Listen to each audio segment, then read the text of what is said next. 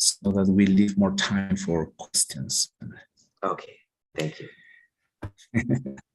And while you do that, we'll just start with the introductions. And once again, we want to say a big warm welcome and thank you so much to Dr. Adrián Fernandez for joining us here today.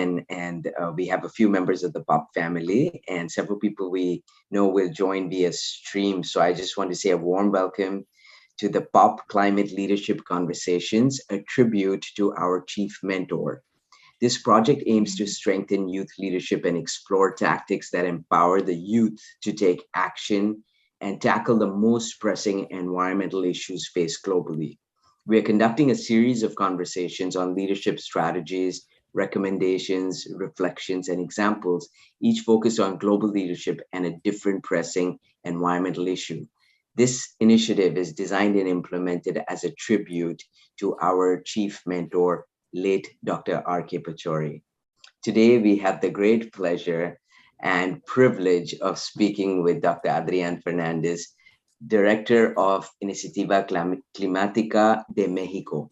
And I just want to say, Adrián, thank you so much for giving us the great honor of this conversation here today. It means a great deal at many levels, and I know we'll gain tremendous insight through the discussions we'll have today.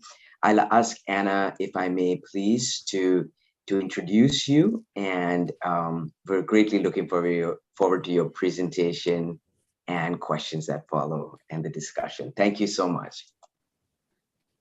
Thank you so much, Dr. Ash, for that introduction, and Dr. Fernandez for being here with us.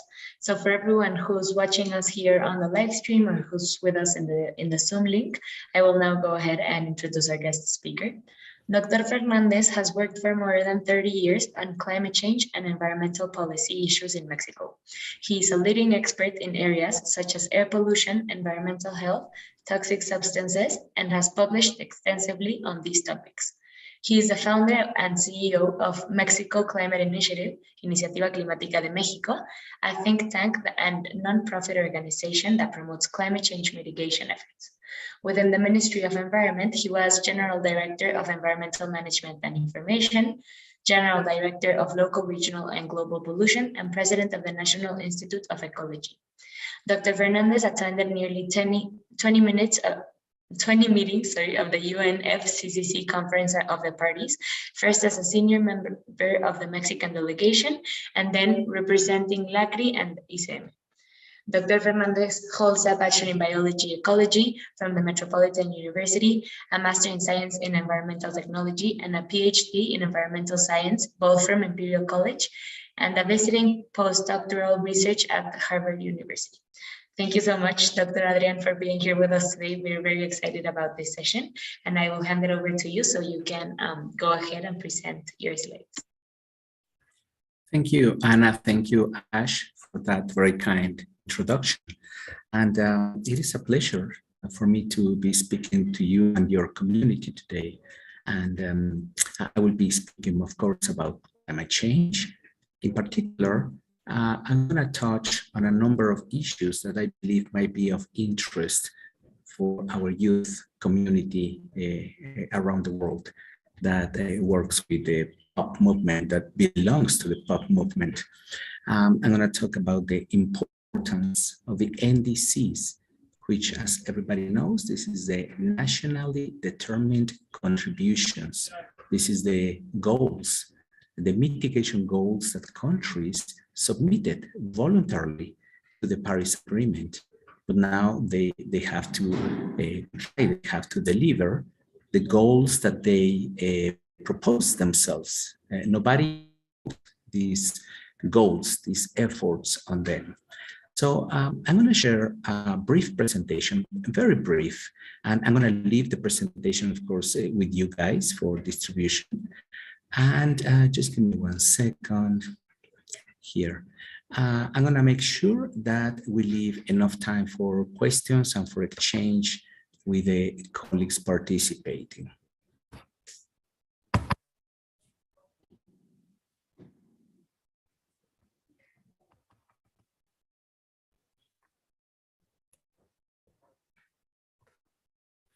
I believe you are able to see my screen now. So, Yes, we can see. And Yeah, very clearly. But I think our organization, we are a non-profit organization. We work together with every of society, including, and I would say particularly with the youth. We try to orchestrate activities, actions, policies to advance climate mitigation in Mexico. So let me go straight to some of the key points to understand why it's so important that countries deliver on their NDCs and continue revising and updating these goals. Everybody must submit more and more ambitious goals. Well, first, let's remember that there is a basic principle in the international climate negotiations, and this is that there are common but differentiated responsibilities. This means that we all, every country, every citizen, we are responsible from the contamination, the emission of greenhouse gases. And of course, we have differentiated responsibilities. When we compare countries, we know that some countries have contributed with the largest proportion of the load of greenhouse gases that we have today in the atmosphere because of the long residence time of these gases. But we all have responsibilities. I believe that the Paris Agreement clearly captures this principle by inviting everybody to be the ones that submit their own goals. Nobody imposed goals, mitigation goals on other countries. The problem is that when the Paris Agreement was signed in 2015 and everybody submitted these mitigation goals, these NDCs, unfortunately, when we compare how far we can go with those original goals as compared with what science is telling us that we must achieve if we are to meet the ultimate goal of the Paris Agreement, which is not to exceed 2 degrees Celsius and ideally not to exceed 1.5 degrees. So what we found immediately after the signing of the Paris Agreement is that we were falling very short from the goal established by science. So I invite everybody to consult this report that the United Nations put together every year, the Emissions Gap Report. Every year, the UN estimates how far we will be from reaching the science targets, so the science-based mitigation that is needed, with as the assumption that all the mitigation goals proposed by countries, updated by countries, are fully met. So, and unfortunately, we still have this huge emissions gap. So I invite everybody to revise this report. Now, in 2018, there was something very important that we have to really understand fully the importance of this report. It was a special report from the Intergovernmental Panel of Climate Change, which everybody knows, that was led for so many years by our dear Dr. Pachauri. And in 2018, the IPCC produced an important report. We colloquially call it the 1.5 report. And that report tried to answer one very important question. Is it still possible to keep the raising of temperature below 1.5 degrees? Or we are just fooling ourselves in a way? So this has already gone, or we can still achieve it. The good news is that it is actually still possible to keep the global temperature below 1.5. The problem, or the size of the challenge, is that we must reduce our emissions in half by the end of this decade, and we must reach a carbon neutrality, zero emissions by the middle of the century. That's the size of the challenge. And this means this new understanding that every country around the world endorses, nobody discusses anymore that we must aim towards these goals. So this means that every country must participate. And this means that every country must increase in their ambition in the mitigation goals. Now, a quick word on Mexico. This conversation will not be about Mexico because we have the privilege of having with us people from many countries, but Mexico is becoming a more and more prominent emitter of greenhouse gases. We are about to enter the top 10 emitters in the world because some countries, especially European countries, already are reducing their emissions while Mexico continues to increase emissions. More important, as I already said, every country must do their best to join efforts to achieve the goal, the common goal that we have. Now, after the Paris Agreement and after the latest meeting that took place in Glasgow, the last meeting of the parties of the convention, the climate convention, there has been assessments on how good or bad are the goals of different countries. And this chart only intends to show you that there is already a number of tracking and following mechanisms on what every important country is doing. We will talk more about climate transparency in a moment. As I said, there is already a growing number of platforms and initiatives on climate transparency. Here are some of them: the Climate Transparency Initiative, the Climate Action Tracker, the Carbon Transparency Initiative, the Emissions Gap Report itself, and others. So you can consult here also on a real-time basis how each country is doing, how ambitious their mitigation goals are, and also whether countries are making progress or not in the actual implementation of that.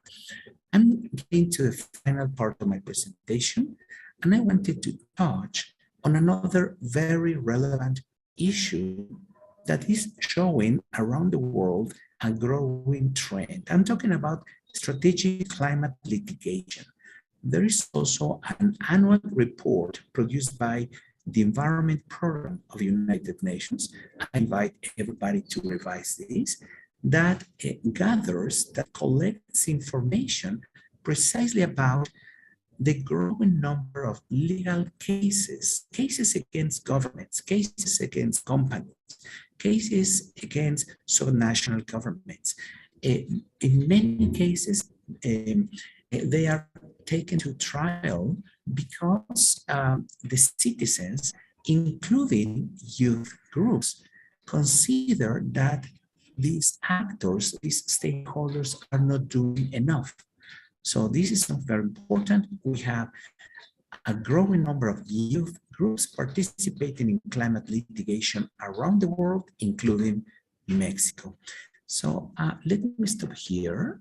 Let's move on to the questions and the exchange with everybody.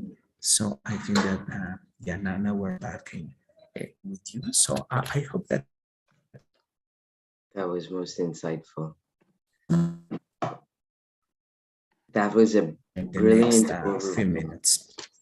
Thank you. Thank you for the absolutely brilliant overview to get us started. And I just want to say thank you. I think there were a lot of things in this presentation which actually we've learned about, and I think we should go back and look at several of those reviews, including the one on litigation. I think this is something we're seeing among young people from different corners of the world today. And thank you, Adrián, for the brilliant overview. I'm going to ask Anna if you'd be willing to get us started. I know there are a lot of questions that are interesting for all of us to learn from this discussion. So thank you.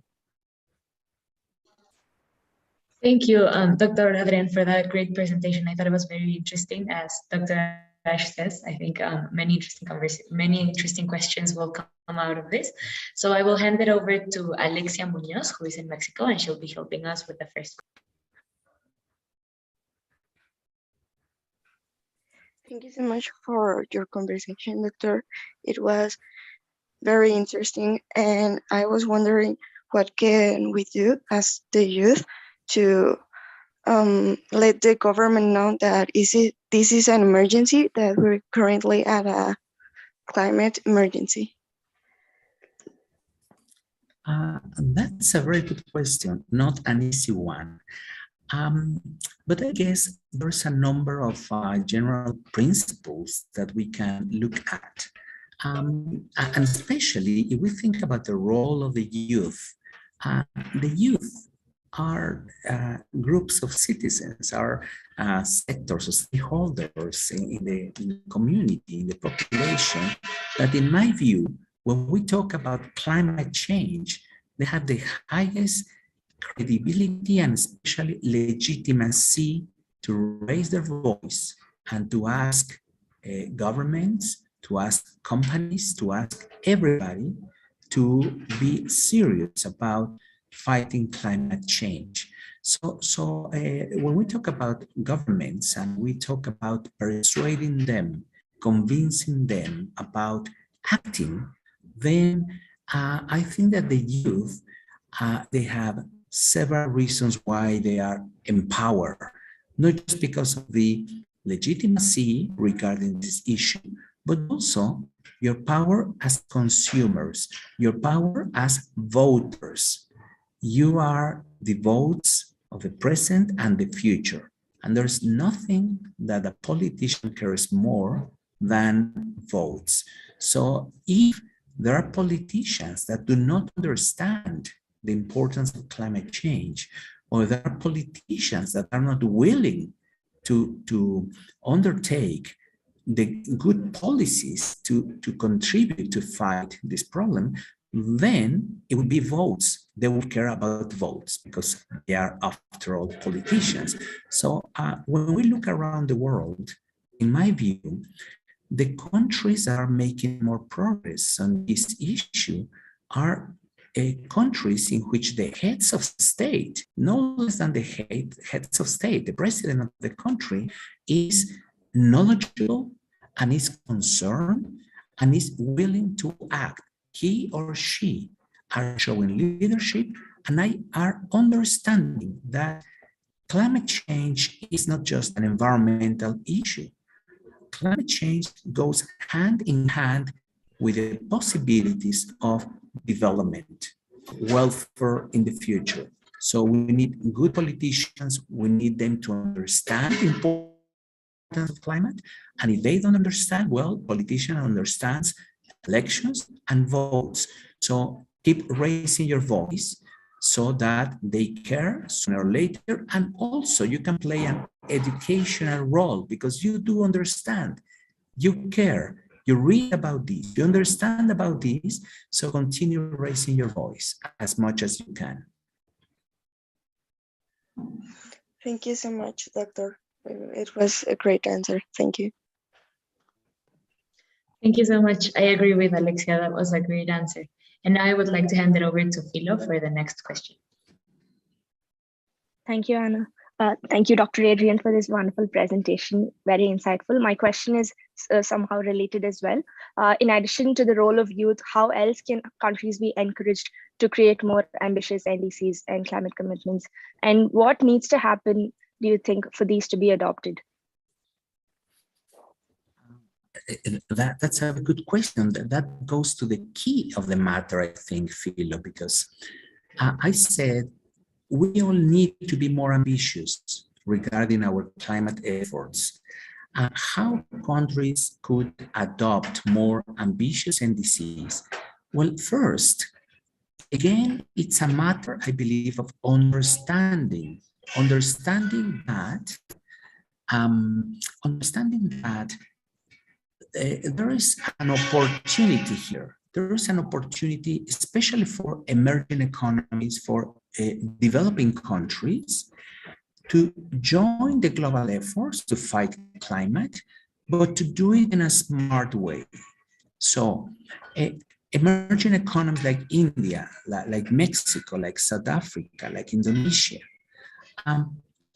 they have a lot of room to make an effort to implement good policies that could reduce emissions, and at the same time, they could be good for their economy, for the social welfare, and for the overall well-being of the country. So why a country shouldn't introduce those policies that are in their own interest? So that's the minimum that every important country around the world should do.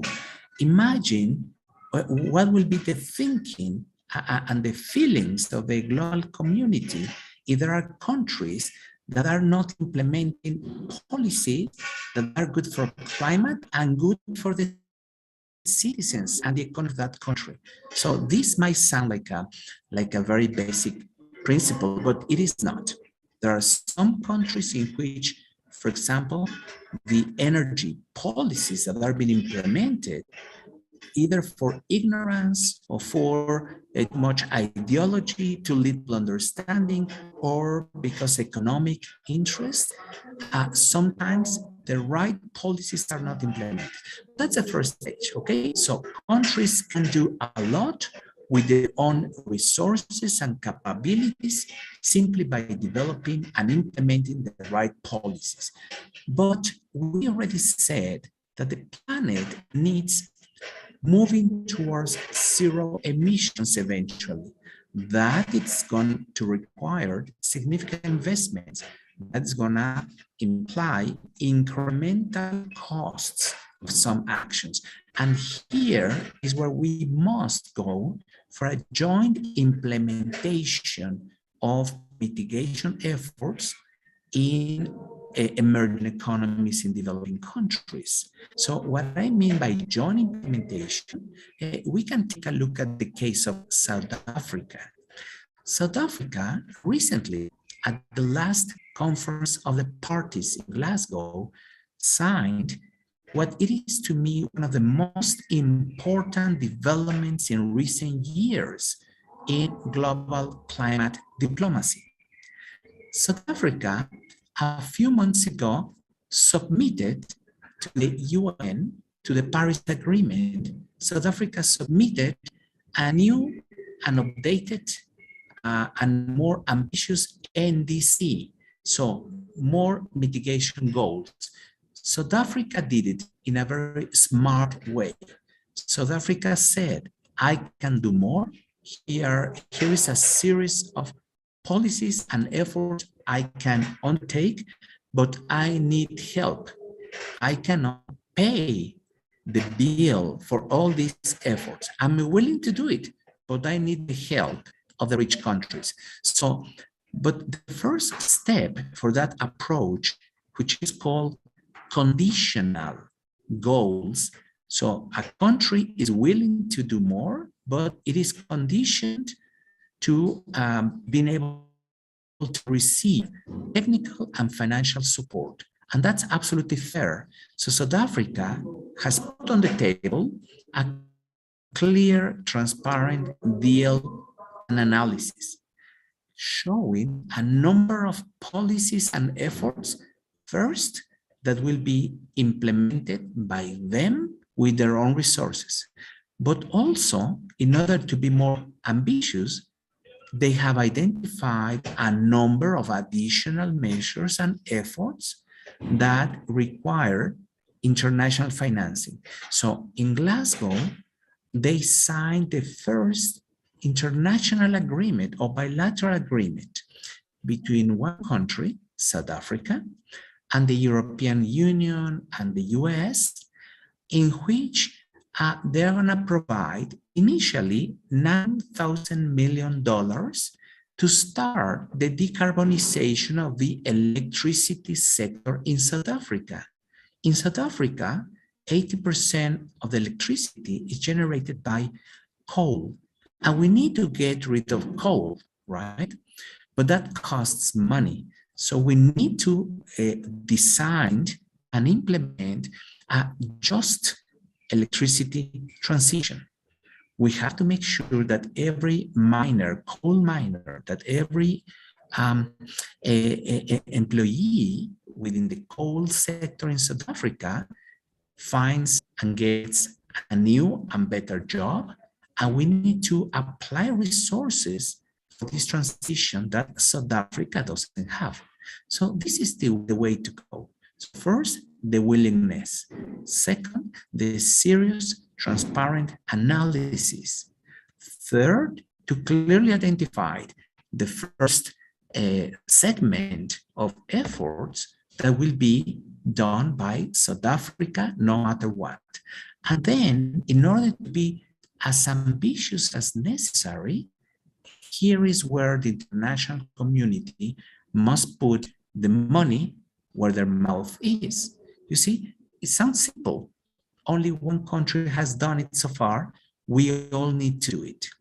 And I hope this helps to think about how countries could move towards a more ambitious NDC. They can do it perhaps in a conditional matter. That's perfectly fine, but it's a matter to be also transparent, honest, and to do at home first everything possible in their hands to advance fighting climate change.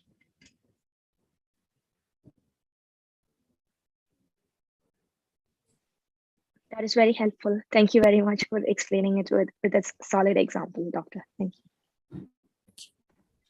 Thank you so much, Philo, for that great question, and Dr. Adrian for the very, very interesting answer. I think it really puts into perspective how many other developing countries, including Mexico, can follow this example. Now I would like to hand it over to Ale Fragoso, who will be helping us with the next question.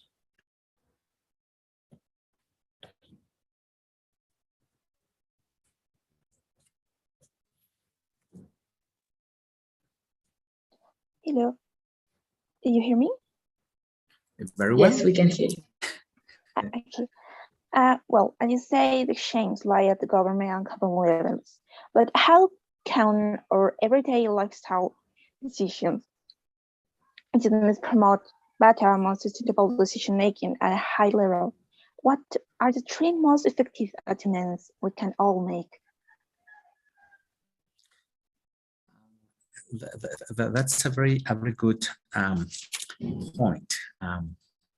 Well, if we think about, let me just a point of clarification, what we as individuals can do ourselves or what we can do to try to influence governments. My connection wasn't good. So which of the two dimensions you were talking about?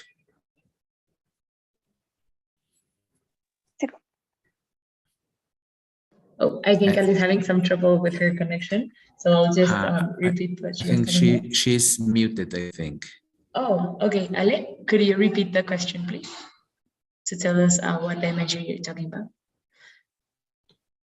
Yeah, the second one. Okay. Well, yeah, this is then related to perhaps a comment I made earlier. So I think there's several things we can all do to help. I would say help is important. We always must be constructive. We must help everybody, including the government, I think. So first, I think that to the extent possible, to contribute to advance our knowledge and understanding about the issue in each of our countries. And when I'm talking about this, it's not just the scientific aspect of climate change, but also the social, economic, welfare considerations and implications of climate. So let's try to continue contributing to the development of knowledge and understanding. That's the first thing, always with a constructive approach. Then we should also intensify or strengthen something that the pop movement does very well.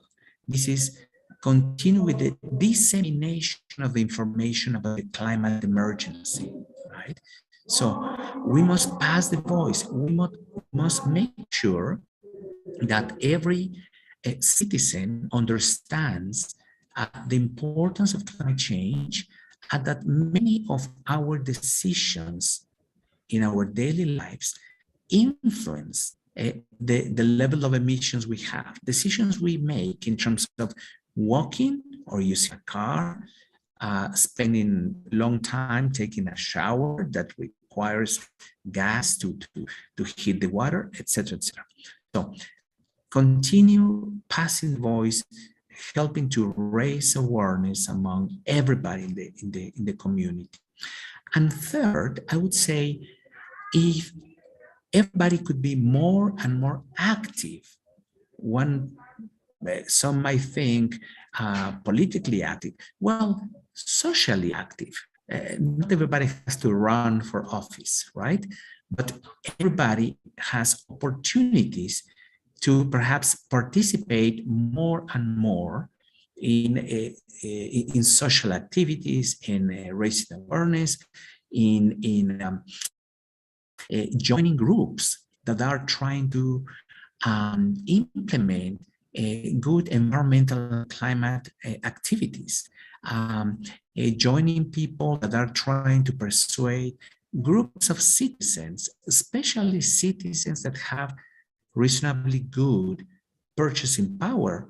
There's no reason why this segment of the population around the world, I'm talking about the middle class and the middle upper class, there's no reason why they should not move very quickly to decarbonize their lives, to reduce immediately, sharply their emissions, because they have the means, they are privileged, they have the means, so they should move very fast in that direction.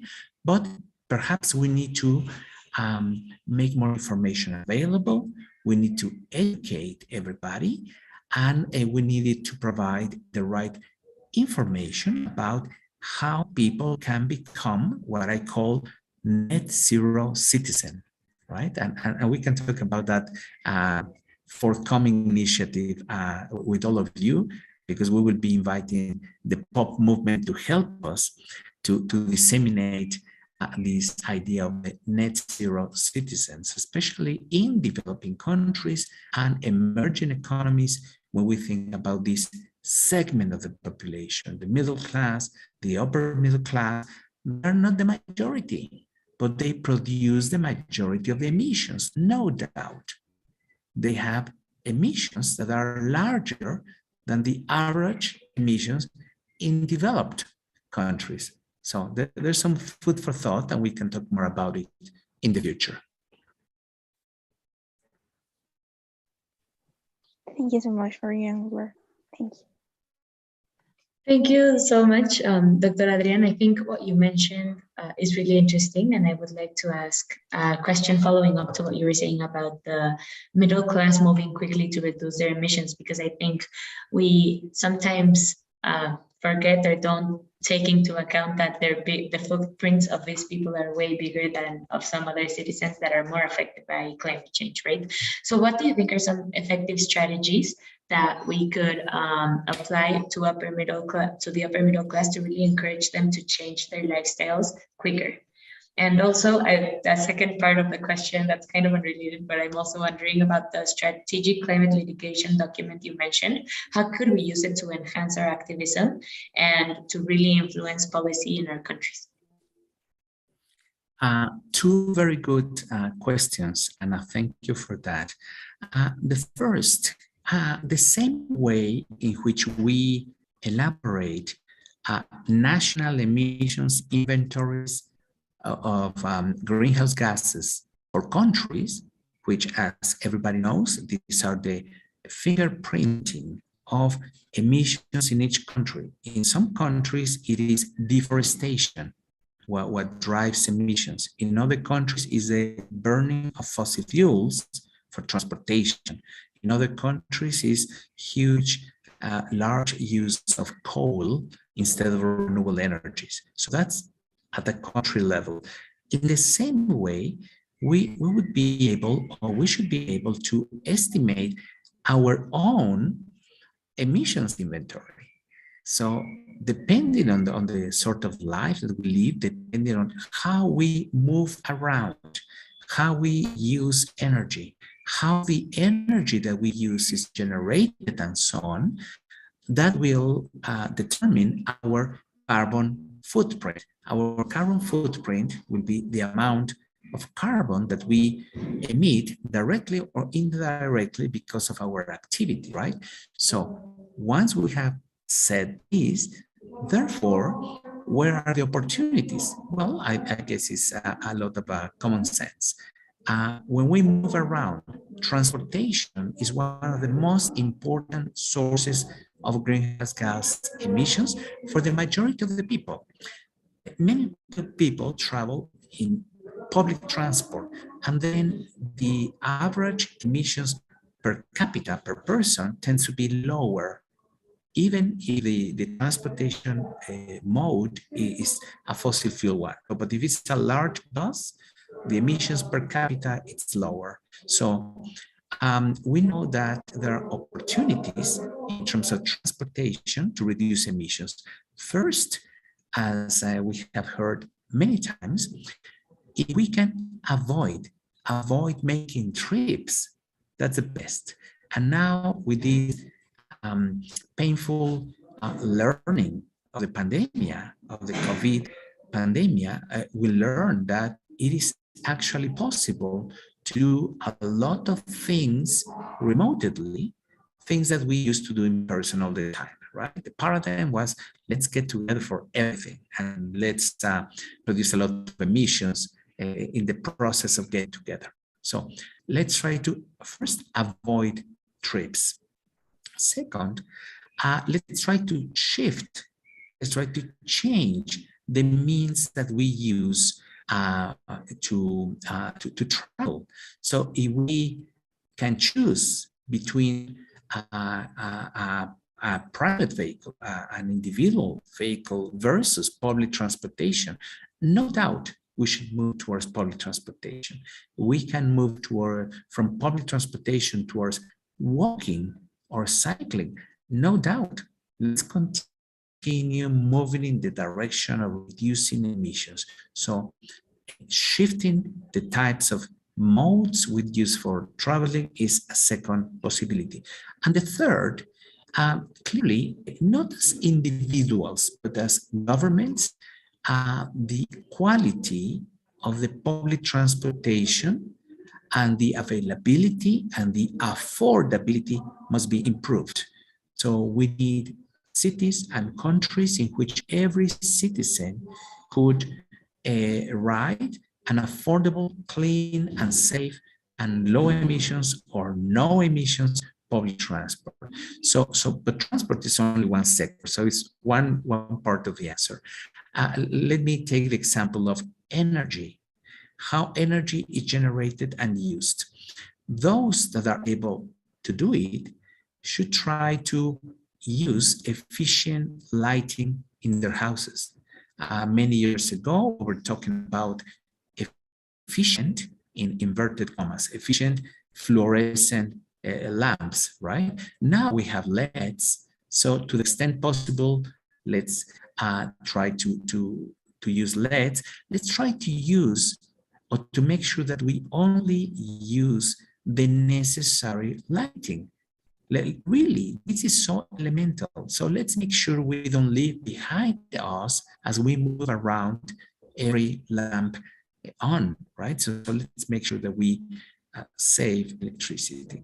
So, and regarding also the generation of electricity, again, when we think about middle class and upper middle class people in their houses, there's no reason why they don't install PV cells, photovoltaic cells, to generate their own electricity, because then we will be reducing at home, reducing on the one hand the demand for electricity as we continue with efficiency, energy efficiency measures, such as the use of LEDs, but also increasing the use of renewable energy that substitutes fossil energy to generate electricity, right? So we do have that option. Let's try to do it. There are many more things. Let me give you a final example. Well, two quick additional examples. The use of water. Let's make use that we use the water efficiently. Every drop of water that we consume, necessarily, that means that there are huge systems to collect and to distribute water that needs a lot of electricity to move water around. Moving water around long distances, and often moving water uphill to reach some urban centers like Mexico City, that requires and consumes a lot of water. So let's make sure we save water. And finally, a quick example on food, on diets. The pop movement has addressed many times how important it is to change our diets, how important it is to reduce and hopefully to eliminate the consumption of beef. We know that raising cattle, it's an activity that really generates huge amounts of greenhouse gases, from deforestation of forests to the methane produced by cattle and so on. So let's make an effort. If we want to be environmentalist, if we want to be coherent and consistent in our lives with contributing even a little bit to save the planet, well, let's start with our diet. Let's start with not wasting water, not wasting electricity, and so on. So those will be some opportunities, some of them at the hand of everybody, others perhaps not as much. A quick comment on the climate litigation. The legal field, it's a field that is evolving very quickly around the world. There has been a growing number of emblematic battles, legal battles that have been won around the world. It's been more than a decade that the first strategic climate litigation began. At the beginning, it was more common in Europe, but now everywhere around the world, there is climate litigation. And there are many reasons why citizens, including the youth, take governments or companies to the courts. And more, the judges are, I believe, they are increasing their understanding that there is a number of global principles, ethical principles, that there is a lot of elements of common sense and global responsibility. So often countries that are not making sufficient efforts to reduce emissions have been taken to court successfully by their citizens and by youth groups. And the judges, for example, let me just mention one emblematic case. Years ago, the government of the Netherlands was taken to court because the citizens and the NGOs claimed that their government was not doing enough, was not contributing enough to solve this global problem. In other words, that the proposals that the Netherlands originally put forward in front of the international community regarding how ambitious their efforts were to reduce their emissions in the Netherlands, the citizens thought, this is not enough. This is a shame for us as Dutch citizens, right? So we want our country, and therefore we want us to do more. We want to show the world that we care, that we are responsible, and I would say that we are honest. So they won this trial, and the Supreme Court ordered the executive branch of government to go back to the drawing board and to come up with a better plan, with a more ambitious plan to reduce emissions. And that established a precedent, what the lawyers call a precedent, right? So it was a beginning, an example that it was possible, that there was grounds to fight and win in the courts on the basis of saying we can do more because we are directly and indirectly affecting the welfare of people. A couple of days ago, I had the pleasure of giving a talk to personnel of the Supreme Court in Mexico. And it was a very interesting conversation. And especially, there was a conversation about how important will be in the future to demonstrate attribution. Attribution means that our actions or our lack of action have some consequences regarding climate change. More frequency and intensity of extreme weather events. Well, with the pollution we put in the atmosphere every day, we are certainly contributing to that. The latest report of the IPCC, the sixth assessment report, like no other report before, is so categorical about stating that not just this is a human-induced problem, that there is causality, but also that in every corner of the planet there is evidence of climate impact. And we know that the emissions that we put in the atmosphere of greenhouse gases count the same everywhere in the planet. The emissions I produce in Mexico as compared to the emissions somebody in New Zealand produces, everything ends up in the same atmosphere, everything mixes up there, everything remains up there for a long time, and we all contribute to the global warming. Thank you so much, Adrian. I think this answer was so amazing for both questions. I think it was really interesting to hear all the strategies that exist so that everyone can reduce their carbon footprints, and that there are different options, especially for those who have a higher acquisitive power. And regarding the litigation strategies, I think this really, as you said, sets a precedent of how the youth can really go further into asking for better policies and asking their countries to do more efficient work. So thank you very much for that answer. And now I would like to hand it over to Mida, who's joining us from, I think she's at her home in Uganda, and she'll be asking the next question. Thank you so much, Anna. Good morning, everyone. Mida Hope Malinga from Uganda.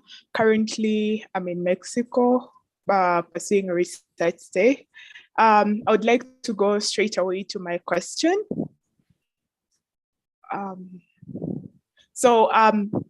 We have the technologies out there to transition to a low carbon future.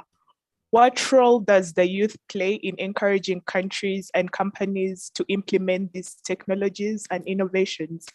And how can youth play a part in this implementation? Thank you, Mida. I'm so happy that you are in Mexico. So this is a great question. I'm glad that you are asking this question because you are absolutely right. We do have already a lot of technologies. I would almost like to say we have enough, perhaps, technologies, certainly to do much more than what we are doing. So I think that one of the main tools, the main levers that you have, and the youth community has, is the power as consumers. The power as consumers. The consumers, I guess, that always work in two ways regarding those that try to sell us stuff, right? So that they advertise whatever they produce and they try to convince us that we need to purchase something, that we really need a very big car, that we need these kind of things. But at the end of the day, it is the consumers of food, of vehicles, of everything that will drive the direction that the large companies undertake. So, for example, for instance, when we talk about mobile phones, if a mobile manufacturer company says, my mobile phone now is 100% recycled. My mobile phone is zero carbon emissions in their manufacturing. And my mobile phone is such and such and such. And if we as consumers, if we are gonna purchase a mobile phone, we must pay attention to this. We must stop making decisions on the basis of purely subjective feelings, purely subjective variables that probably were planted in our brain, in our minds, by those that want us to purchase all sorts of things, including things that are not good for the environment and the planet. So we must be aware, we must be smart, and let's not follow what everybody says, what the advertisement says. Let's be ourselves. Let's think about climate all the time. Let's think in every decision we make, in every purchasing decision we make. Let's take that extra mile to find out if there are better reasons to purchase something that we need from producer A versus producer B. The same applies for human rights, to avoid purchasing things from companies that do not have gender policies, that do not have good anti-discrimination policies, the ones that do not care about child abuse or child labor and so on. So there's a number of basic principles of human rights and what is the right thing to do. And I would say we all must be more aware about this. Sometimes it's, we need to purchase something, small and big things. Let's be aware in every purchasing decision. And in this case, we know that there's big differences in items, in products, in brands, on the basis of how much carbon and what sort of overall ethical principles companies have. So let's pay attention to this. So the power as consumers, that's a very important thing. And I'm gonna say another thing. Let's see. Yeah, well, basically, I think that will be, because that will drive technology, that will determine winners and losers, or that will oblige everybody to move in the right direction, to move away from technologies and products that carry significant amount of carbon, implicitly or explicitly.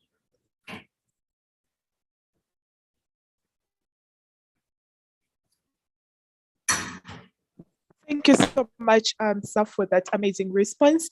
I would like to thank you for a point that I highlighted on how youth can take action, but then at the end of the day, it's up to the consumers to drive towards the change. In other words, the drivers, the meat consumers. It's a very clear point, and I do believe that the message has to go home in order for us to attain this change. And also, we ought to be ourselves in order for us to attain the climate action and drive towards the change that we want to see. Thank you so much, Doctor. Thank you, Mida. Thank you, Mida. Anna. Thank you, Mida. Thank you so much, Mira, for that great question, and Dr. Adrián for the amazing answer. We know you have a meeting in 5 minutes, so we don't want to take up more of your time. So I will just really quickly hand it over to Dr. Ash so he can help us with the conclusions. Well, I just want to say, how grateful I am. I mean, this has been such an insightful conversation, one from the point of view of the science and the implications on a multitude of dimensions. But most important of all, I think what we take away here as the POP family is that, as our tagline reads, youth inspired by knowledge. I think there's almost every dimension of our lives, from how we vote to how we, commute, to what we choose to eat and shop for, or what our role would be in terms of even inspiring that change in the larger community. Things like taking action from the litigation standpoint. I mean, we've seen in Australia most recently that votes have shifted the government. And I think that these are very, very crucial, very practical points. And I just want to say to Adrián, you've shared so much with us. This conversation is really about leadership. And I think the leadership emerges from what we are going to do. That's where we're going to be able to lead this change from. And there's a role for each one of us to play. It doesn't matter what economy we come from. Yes, I think one of the very key points you shared is honesty and transparency. And I think that is something I'm going to ask all of us as the family, a global family, please, to embrace and keep close to our hearts. And no matter what field we go into, we have the ability to influence change. And I think that's the key message that Adrián has shared with us. I just want to say, Adrián, thank you so much on behalf of the entire family. But I also want to say that this is a conversation we really want to be able to continue with you.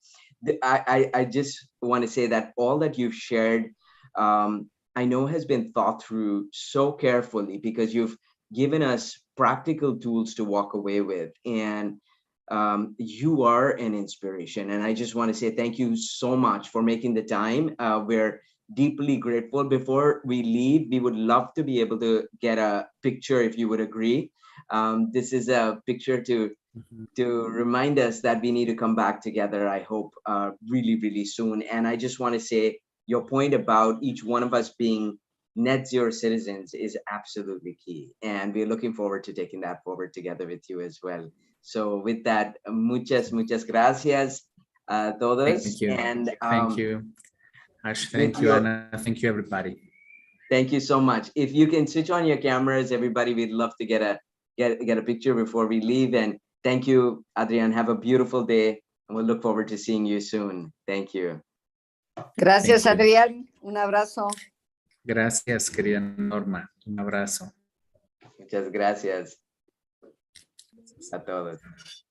See you soon, Adrián. Abrazos. Chao. Gracias, Abrazos, Diana. Muchas gracias, Adrián. Thank you for being a precious part of the Gracias. family. Gracias. Abrazos a todos. Hi.